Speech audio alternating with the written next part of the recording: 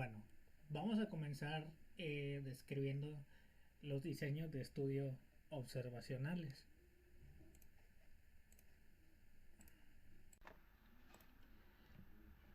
Bueno, por definición, son estudios en donde no va a haber intervención de parte del investigador para modificar una variable de interés. Y estos mismos se dividen en transversales, estudios de casos y controles, estudios de cohorte, estudios ecológicos y series o reportes de casos. Ahora, los estudios transversales son de los estudios más útiles para generar hipótesis. Se consideran estudios descriptivos. Esto quiere decir que no van a hacer alguna comparación en específico. Y bueno, obtienen datos en un periodo determinado de tiempo.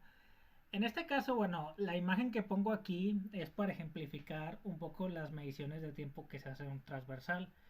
O sea, si yo tuviera una, digamos, una naranja y digamos que el punto donde inicia hasta donde termina la naranja representara la unidad de múltiples mediciones de tiempo, el estudio transversal solo representa un pequeño corte del mismo, es decir, una sola medición de tiempo.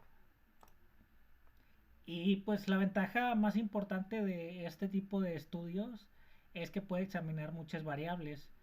No obstante, debido a la cuestión de los factores de confusión, representan un nivel muy bajo de evidencia.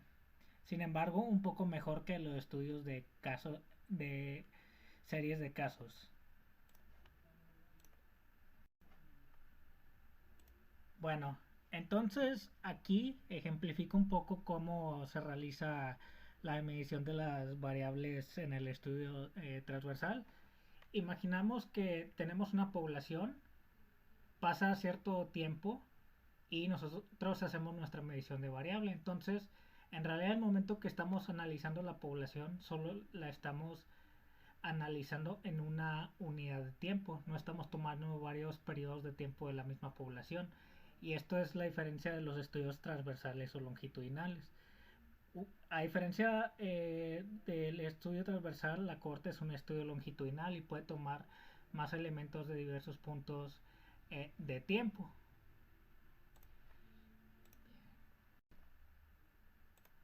Bueno, ahora, los estudios de casos y controles es un estudio que generalmente se utiliza para buscar factores de riesgo. Sin embargo, es un estudio que hace una búsqueda hacia atrás de los factores de riesgo. Generalmente, en este caso, en el estudio de casos y controles ya ocurrió un evento específico, que son los casos, y los controles son pacientes, o sea, que comparamos, o sea, sanos, y buscamos una exposición y queremos ver si hay algún contraste de la exposición diferente. Es decir, por ejemplo, tienes un grupo de pacientes que se infartaron o tienen enfermedad cardiovascular y tú quieres ver qué tanto fuman. Sin embargo, ellos ya tuvieron su evento cardiovascular. Entonces la población aquí pues ya teníamos desde el inicio ya pacientes enfermos.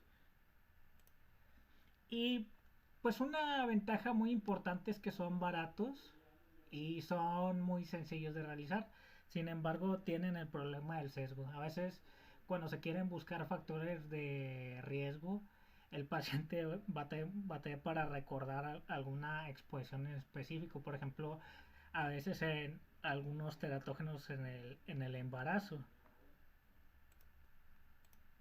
Entonces, bueno, aquí tenemos los casos y los controles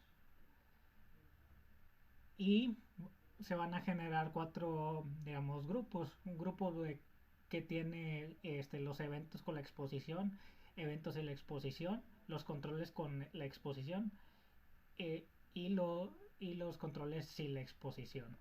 Entonces aquí pues la desventaja es que realmente es un análisis retrospectivo de los datos y a veces no podemos hacer una diferencia tan importante en la población. Los estudios de cohorte evalúan una población sana desde el inicio, es decir, no vamos a tener evento. Pero aquí vamos a analizar una exposición, ya sea de manera prospectiva, es decir, hacia adelante, o retrospectiva, hacia atrás. Entonces aquí vamos a hacer varias mediciones de tiempo y pueden ser retrospectivos o prospectivos. Y bueno, pues una de las ventajas es que permiten estimar la incidencia. Realmente los estudios transversales solo permiten ver la prevalencia en específico. Sin embargo, son relativamente costosos y tienen menor evidencia que un ensayo clínico controlado. Aquí, en esta comparativa, entonces como mencionaba, la población está sana desde el principio y tenemos dos grupos, el de la exposición, en este caso a fumar, y el de la no exposición. Y pues vamos a ver los desenlaces que se van a terminar. En este caso comparamos las proporciones de todos esos para ver si el fumar es un factor de riesgo para enfermedad cardiovascular.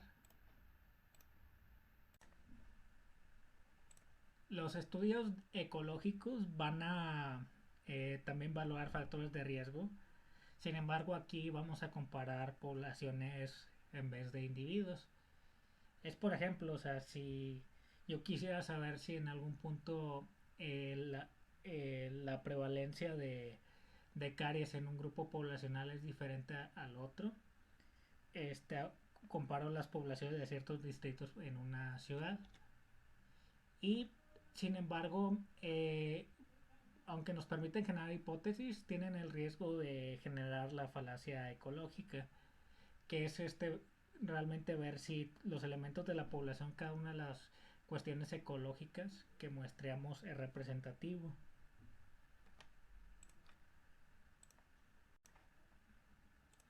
Finalmente, las series o reportes de caso van a describir una población bastante pequeña. En realidad son estudios descriptivos y describen una población muy pequeña o a veces un caso individual.